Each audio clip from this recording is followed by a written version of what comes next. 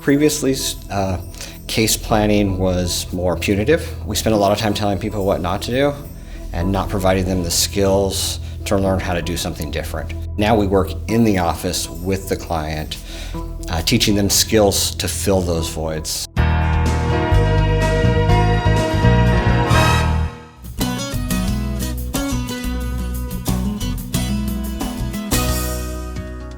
When someone is on probation in Jackson County, a probation officer works with them to create a plan that meets the specific needs of that individual. This collaborative approach allows for a more supportive process that leads to a greater chance of reducing recidivism in our community. What is interactive case planning?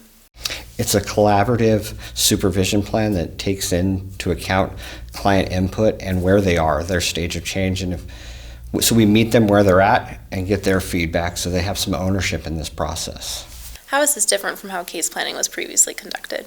Previously, case planning was more punitive. It was about either doing something, not doing something, and having consequences. We spent a lot of time telling people what not to do and not providing them the skills to learn how to do something different. So we created these voids, these vacuums, and had this expectation that they would figure out how to do things differently. And now we work in the office with the client, teaching them skills to fill those voids. Some examples are we would tell them who not to hang out with, but then not turn around and teach them skills on how to interact with people who've never been involved in the criminal justice system. So we would create these big voids and then expect success, and now we try to help them fill those skill deficits.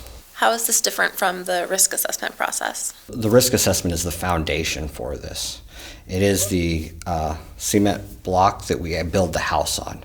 It gives us the information we need to what areas are most likely to lead to this individual client staying involved in the criminal justice system, and committing new offenses. So everything is driven by the assessment for the case plan.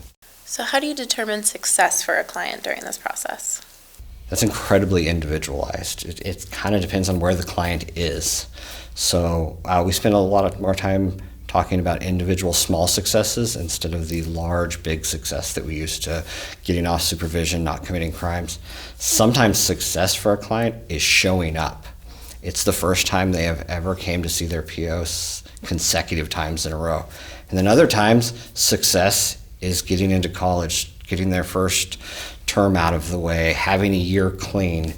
So the success is individualized. And then we work on building, once they create one success, we work on building more successes until it's just kind of a cascading effect where they get used to being successful. What type of feedback has community justice gotten from the probation officers about this process? It's kind of twofold.